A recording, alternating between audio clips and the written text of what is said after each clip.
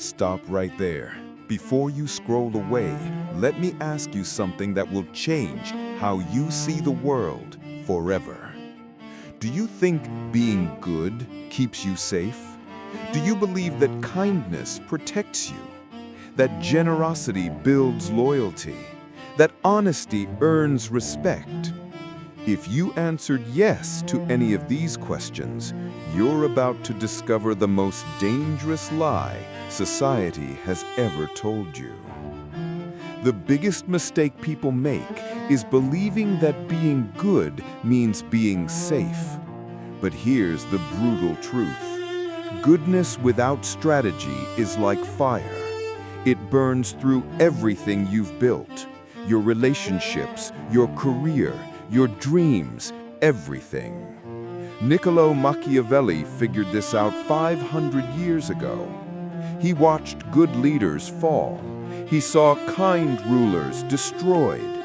He witnessed generous people betrayed by the very ones they helped, and he wrote it all down. Today, I'm going to share his hidden truth with you. The shocking cost of goodness that nobody talks about. In the next few minutes, you're going to learn why your goodness is actually making you weak. Why people don't respect your kindness, they exploit it. And most importantly, how to transform goodness from your greatest weakness into your most powerful weapon.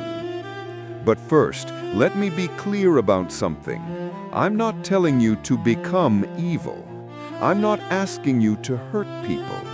What I'm showing you is how to be good strategically, not blindly. Because the reality is, in a world full of wolves, being a sheep gets you eaten alive. Now I want you to drop this affirmation in the comments. I choose strategic goodness. From today, everything changes. You will no longer use goodness blindly. You will use it strategically. In this video, we'll uncover why goodness doesn't always protect you. In fact, it often destroys you. And we'll see exactly how to transform it into a source of real power. Let's start with the first shocking truth. Truth 1. Goodness as exposure. Think about the kindest person you know. Now, think about this. Are they truly respected? Or are they the person everyone calls when they need something? Truth is, being good makes you vulnerable, not secure. When you're consistently kind, people start seeing you as predictable. They know you won't fight back. They know you won't say no. They know they can push you around because you're too nice to do anything about it. You become the office doormat, the friend who always pays for dinner, the family member who always says yes to helping even when it hurts you. Let me tell you about someone I knew. He was the best team manager I ever met. He always helped his team, always covered for them, always put their needs first. Guess what happened? They promoted someone else over him. Why? Because nice people don't look like leaders. They look like servants. People don't respect your goodness. They exploit it. Think about it. When someone is always available to help, their help becomes worthless. When someone never sets boundaries, people will keep crossing them. When someone never shows teeth, people assume they don't have any. Your goodness becomes your weakness because it signals to the world that you can be taken advantage of. Machiavelli wrote those words I opened with for a reason. The lion cannot protect himself from traps, and the fox cannot defend himself from wolves. You have been trying to survive as a sheep in a world full of wolves, and that's exactly why you keep getting hurt. You need to be both the fox and the lion, smart enough to recognize traps, strong enough to frighten those who would prey on you. Here's the psychological reality. Availability creates invisibility. The more available you are, the less special your presence becomes. The more you help without boundaries, the more people assume your help is infinite and costless. They don't see the sacrifice. They don't notice the effort. They only see an endless resource they can tap whenever convenient.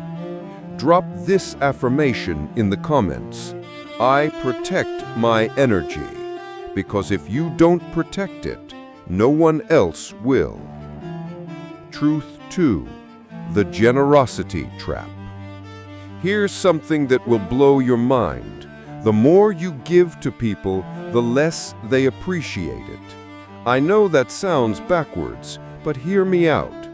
Generosity creates short-term applause. People clap for you. They say nice things. They tell everyone how wonderful you are. It feels amazing, right? But over time, something twisted happens. Your generosity breeds dependency, entitlement, and eventually resentment. Let me explain why.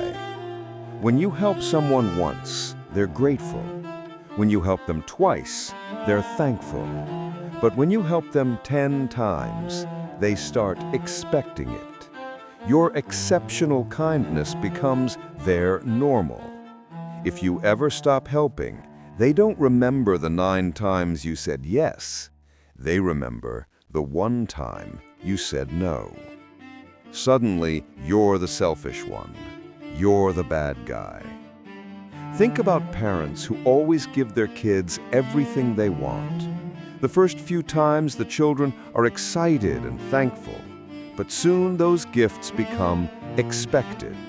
The new phone isn't special anymore, it's just what mom and dad do. And if the parents ever say no to buying something, the kids get angry and call them unfair. The same thing happens in friendships. You always pick up the check at dinner. You always drive everyone around. You always help people move. At first they appreciate it, but eventually they stop saying thank you. They just assume you'll handle it. And if you ever need them to return the favor, they're suddenly too busy. This is the generosity trap. You give and give until giving becomes your identity. And the moment you need to receive or even just stop giving, you become the villain in everyone else's story. Your constant generosity doesn't build loyalty, it builds addiction. People become addicted to your giving, and like any addict, they get angry when their supply is cut off. The psychological truth behind this is called hedonic adaptation. We get used to good things quickly. What once felt special becomes normal. What once felt generous becomes expected. So your repeated acts of kindness actually lose their power over time. They become invisible. People stop noticing them because they're so common. But your single act of saying no, that stands out like a red flag. That's what they remember. That's what they focus on. That's what they complain about. Machiavelli understood this centuries ago. He said, benefits ought to be conferred gradually, and in that way they will taste better. The man understood something most people never learn.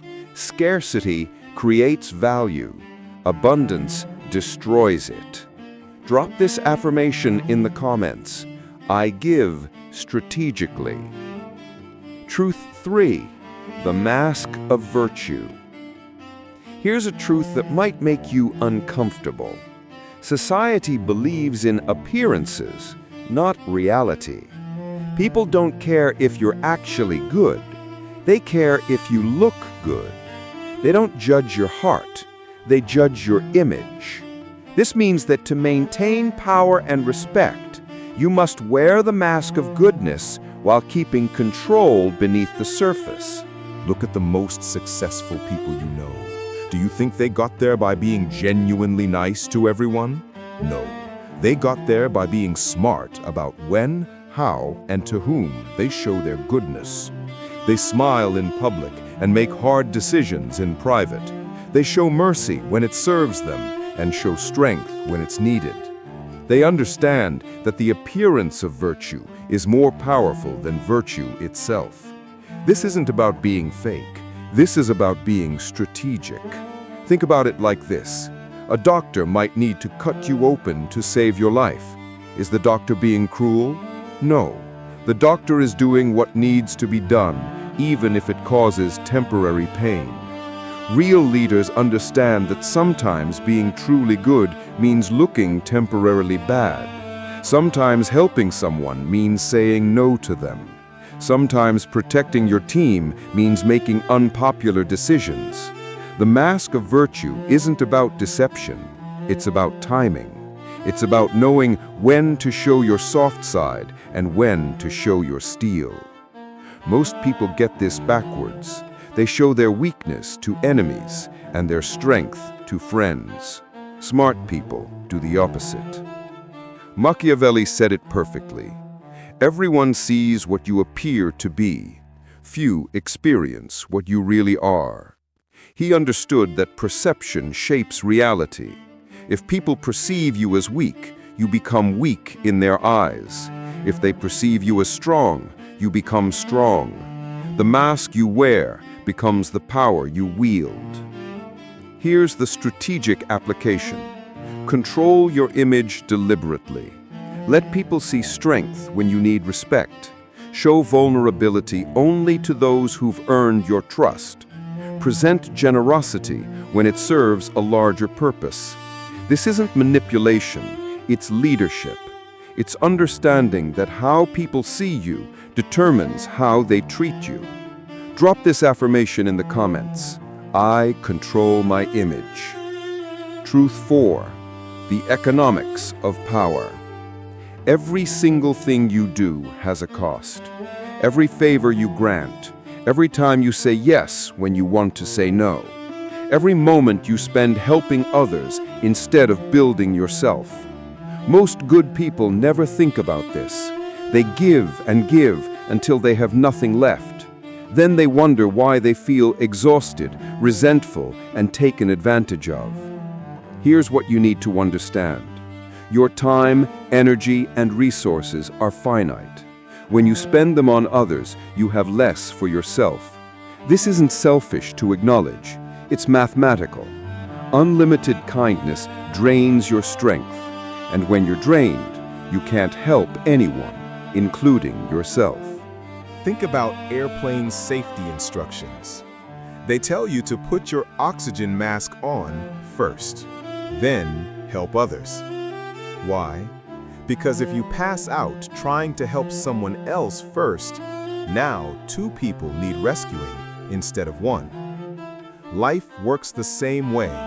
If you exhaust yourself helping others, you become someone who needs help.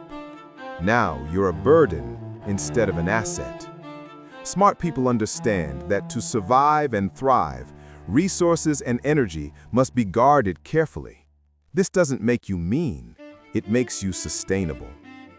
I learned this lesson the hard way. For years, I said yes to everyone, every request, every favor, every quick question that turned into hours of work. I thought I was being good. But you know what happened? I started resenting people. I felt angry and bitter. My own projects suffered. My own dreams got delayed. And ironically, I became less able to help the people who truly needed it. That's when I realized something crucial. Saying yes to everyone means saying no to yourself. And when you abandon yourself, you eventually abandon everyone else too. The most generous people in history weren't the ones who said yes to everything. They were the ones who said no to most things, so they could say yes to the right things in a big way. Machiavelli wrote, "He who wishes to be obeyed must know how to command." You cannot command others if you cannot command your own time, energy, and resources. You cannot lead others if you cannot lead yourself. The economics are simple but brutal. Every yes to someone else is a no to something in your own life. Choose wisely. Drop this affirmation in the comments. I protect my resources. Truth 5. Strategic use of virtue. I'm not telling you to become hurtless. I'm not saying mercy, honesty, and generosity should be thrown away. What I'm saying is this: these virtues must be used like weapons, precisely, at the right time, for maximum effect. A sword sitting on a shelf doesn't protect anyone, but a sword in the hands of a skilled warrior at the right moment can save a kingdom.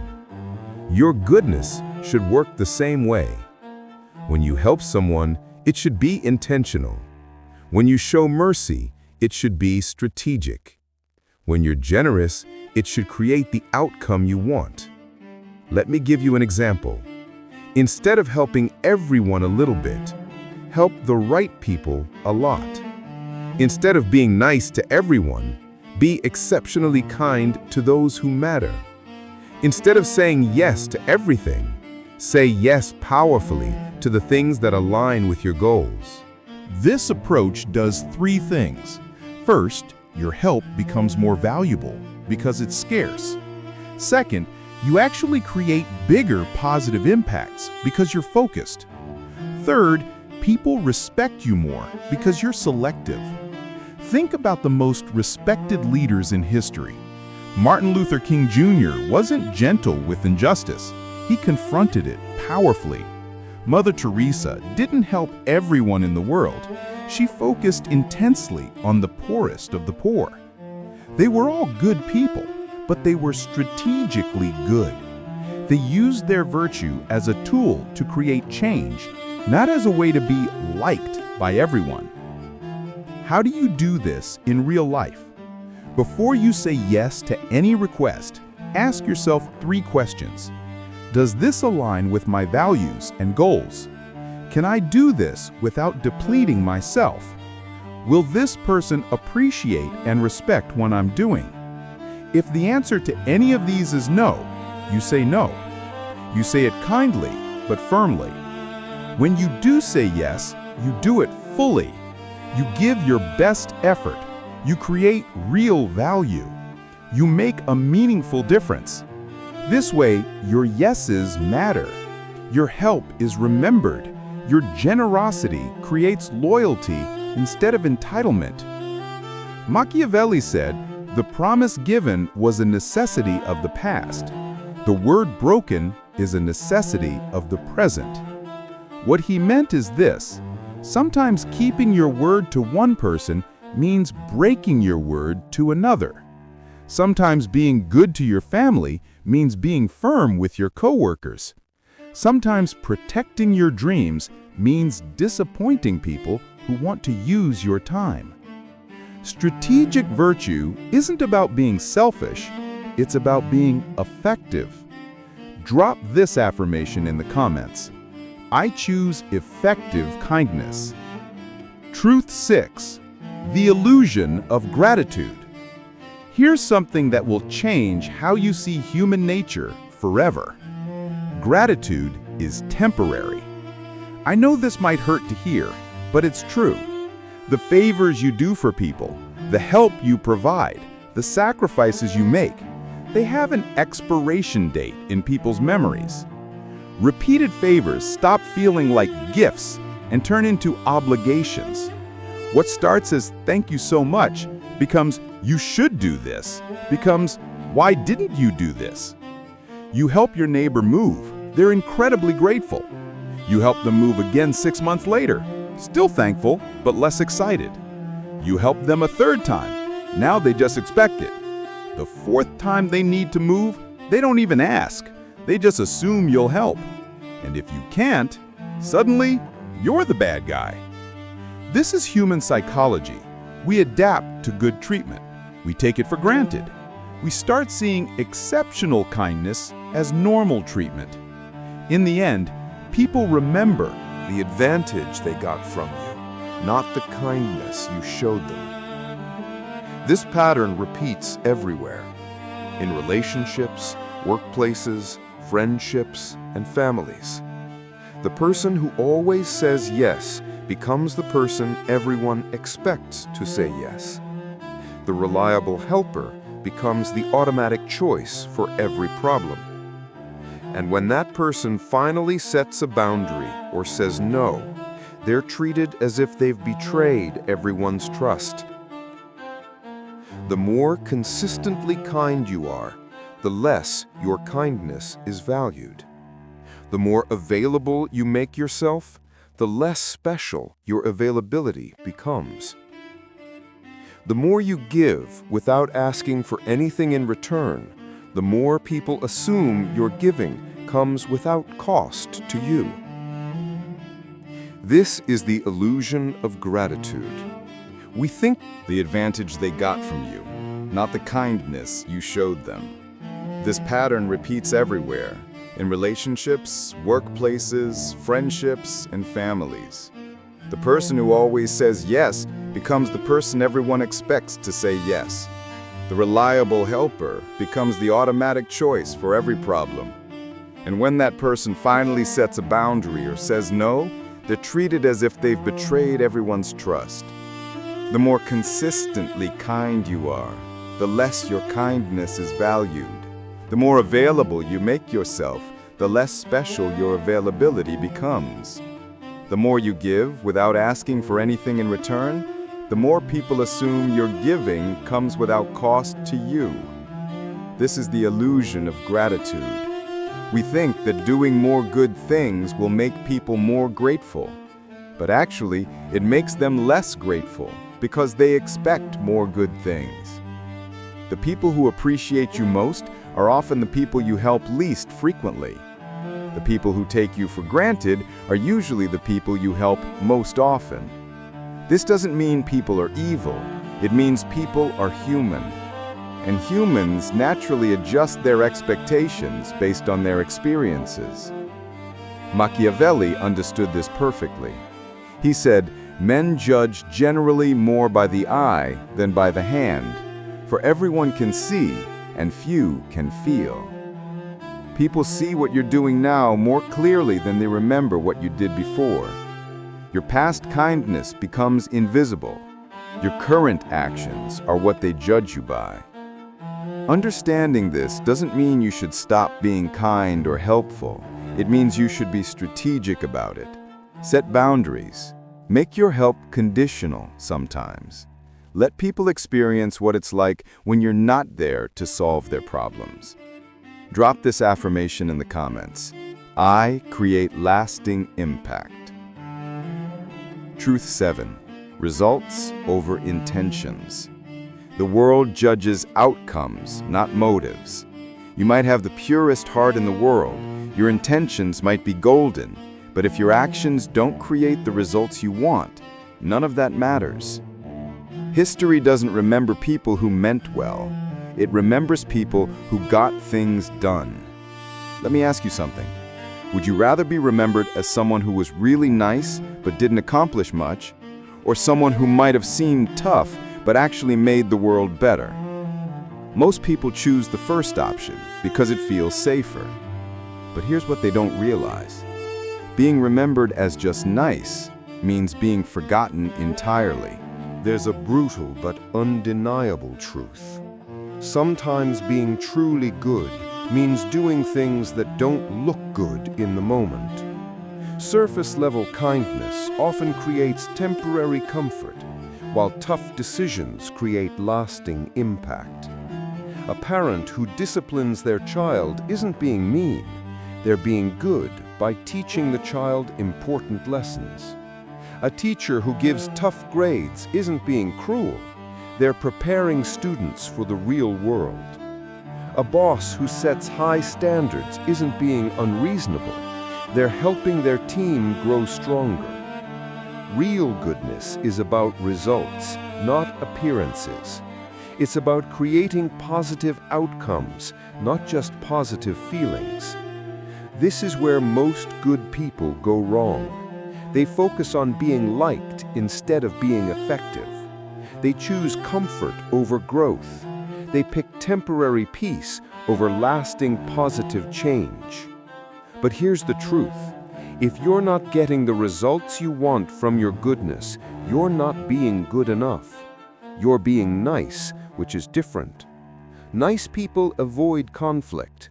Good people resolve conflict. Nice people tell people what they want to hear. Good people tell people what they need to hear. Nice people maintain the status quo. Good people create positive change. The world is full of nice people who accomplish nothing. What the world needs more of is good people who get results. Machiavelli said, "The end justifies the means." Now, this doesn't mean you should do evil things to achieve good outcomes. What it really means is that your good intentions don't matter if they don't create good results. People don't live inside your heart. They live with the consequences of your actions. So remember this, real goodness requires courage. It requires you to prioritize outcomes over appearances. It requires you to stop asking, "Will they like me?" and start asking, "Will this actually make things better?" At the end of the day, people won't remember your intentions. They'll remember what you built, what you changed, and what you left behind. Drop this affirmation in the comments. I focus on outcomes. Truth 8. Legacy and survival. Let's talk about what really matters. How you'll be remembered and what you'll leave behind. History doesn't honor the merely good. It honors those who survived, endured, and turned their outcomes into greatness. Think about this for a moment. Can you name 5 nice people from history? Probably not. But you can name 5 people who created lasting change, even if they weren't always pleasant to deal with. Steve Jobs wasn't known for being nice. He was demanding, perfectionist, and often difficult. But he created products that changed how billions of people live. I'm not saying you should be mean to people. What I'm saying is that being remembered for making a difference is better than being forgotten for being agreeable. Here's what most people don't understand about legacy. You can't leave a positive mark on the world if you don't survive long enough to make one. And survival, in business, in relationships, in life, requires more than just being good. It requires being smart, strategic, and sometimes tough. The kindest people in the world can't help anyone if they get crushed by those who take advantage of them. The most generous people can't give anything if they give everything away too early. The most honest people can't speak truth if they get silenced by those who prefer lies. You have to survive first. Then you can thrive. Then you can create the legacy you want. This means protecting yourself so you can protect others, building yourself up so you can lift others up, getting strong so you can help the weak. It's not selfish, it's strategic. It's not cruel, it's careful. It's not about abandoning goodness, it's about preserving it so it can actually make a difference. Look at the people who create lasting positive change in the world. They're not pushovers. They're not people pleasers. They're not afraid to say no, set boundaries, and make hard decisions. They understand that being good isn't about being weak. It's about being powerful enough to choose goodness when it matters most. Machiavelli said, "It is better to be feared than loved if you cannot be both." What he really meant is this: Respect matters more than affection. Impact matters more than popularity. Results matter more than feelings. You don't have to choose between being good and being strong. You can be both. You should be both. But if you have to choose strength first, because strength gives you the power to be good when it counts.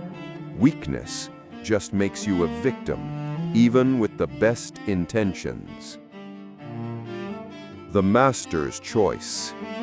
We've covered a lot of ground today, but let me leave you with the most important lesson of all. Goodness without strategy is the most dangerous trap you can fall into. It makes you vulnerable to those who would exploit you.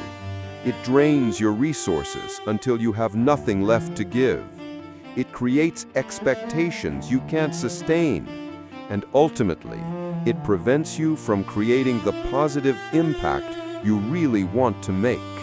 But goodness with strategy, that becomes a weapon of survival and influence. It becomes a tool for creating real change. It becomes the foundation for a life and legacy that actually matters. You now know the shocking cost of blind goodness. You understand why generosity can trap you, why gratitude fades, and why good intentions without good results are worthless. More importantly, you know how to transform your goodness from a weakness into a strength, how to be kind strategically, how to help effectively, how to create outcomes that matter. Before you leave this video, I want you to make a decision. Are you going to keep being good in the old way, blindly, without boundaries, until it destroys you? Or are you going to start being good in the new way, strategically, effectively, powerfully? Here's the real question, and this is what will determine your future. Will you let goodness weaken you, or will you master it and turn it into power? The choice is yours, but now you have the knowledge to choose wisely. If this video opened your eyes to something new, hit that like button. If you want more truth that challenges how you see the world, subscribe to this channel and ring the notification bell. And if you know someone who needs to hear this message, share this video with them. Your goodness is not your weakness. When used strategically, it becomes your greatest strength. Drop this final affirmation in the comments. I master strategic goodness. Remember, in a world of wolves, don't be a sheep, be a shepherd. Be someone who protects the flock, not through weakness, but through wisdom, strategy, and strength. Thank you for watching, and I'll see you in the next video.